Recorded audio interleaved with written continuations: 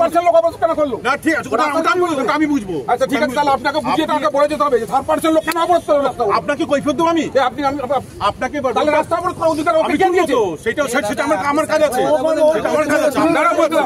আমি কেন বন্ধ করবো? কিসের জন্য? আমি কেন তুলছি?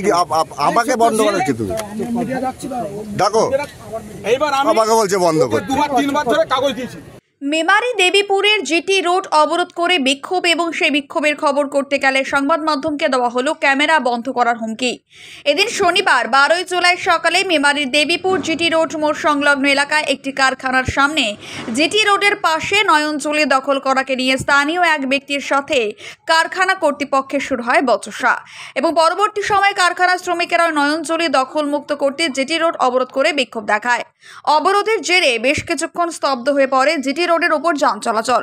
কি বলছেন বিক্ষোভকারীরা, কারখানার শ্রমিকেরা শুনুন।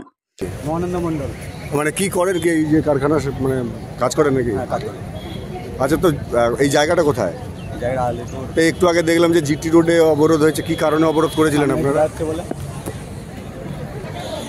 বলবো হ্যাঁ, কি কারণে অবরোধ করেছিলেন? রাস্তা সামনেটা, কারখানার সামনেটা ঘেরা হচ্ছে বলছে মালিকানা জায়গা। কারখানার সামনেটা ঘেরা হচ্ছে তাই বলে আপনারা অবরোধ করেছিলেন? আপনারা কি মানে আপনারা কারখানার কি মানে কাজ করেন? কতক্ষণ অবরোধ করেছিলেন? হ্যাঁ, মানে কে ঘিরছে জানেন? কি কারণে ঘিরছে কারখানা? বলছে ওর জায়গা। তা এটা তো মালিক পক্ষ দেখবে, তা আপনারা অবরোধ করলেন কেন? মালিক পক্ষ নেই, আমরা শ্রমিকরা বেরোটার কোথায় রাস্তা আছে? বেরোটার রাস্তা ছাড়ছে না তো। আচ্ছা, আমরা ঢুকবো বেরোবো সেই রাস্তাটা করি আমাদের। আচ্ছা,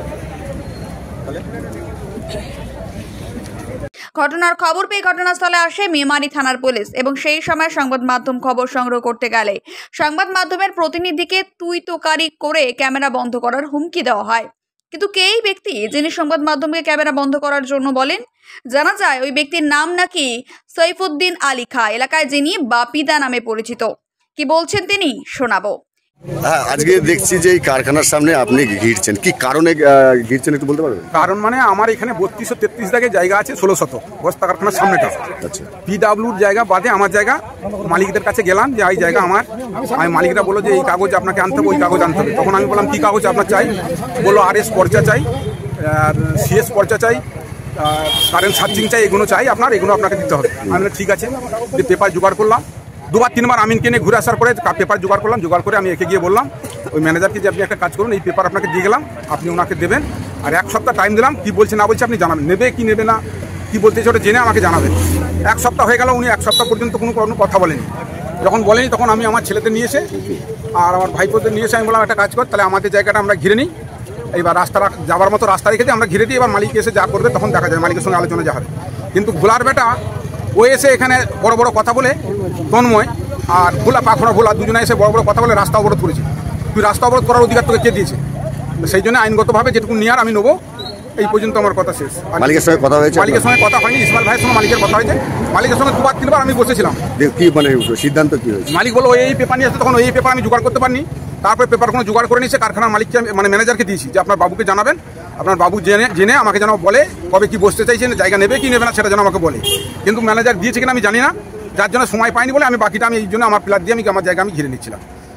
যেহেতু কারখানার সামনে আপনার জায়গা এবং কারখানাটা এই মুহূর্তে চলছে এবং রাস্তার সামনে যদি আপনি এই গেটটা বন্ধ করেন তো ওদেরও তো চলাচলের অসুবিধা। না, ওদের যাবার রাস্তা রেখে দিয়ে বাকিটা আমি ঘিরে দিচ্ছিলাম। আচ্ছা, হ্যাঁ, এবার যদি ওরা না শুনে আমি তাহলে ইনজেকশন করবো, যেভাবে আমার আইনগতভাবে চলার। আগে বাবুর সঙ্গে বসি, কি বলে সোমবারে বসতে চাইছে, বসার পরে যেভাবে আলোচনা করার আমি করবো। আমি আমার আইনগতভাবে ব্যবস্থা নেব। আপনার নাম আর পরিচয়? সাইফুদ্দিন আলী খান, দেবীপুর স্টেশন বাজার।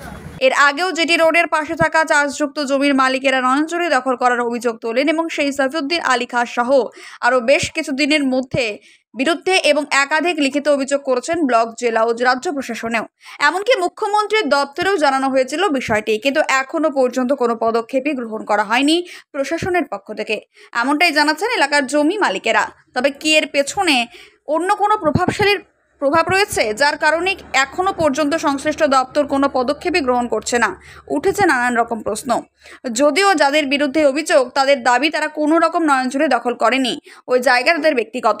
Bureau report, Memari update.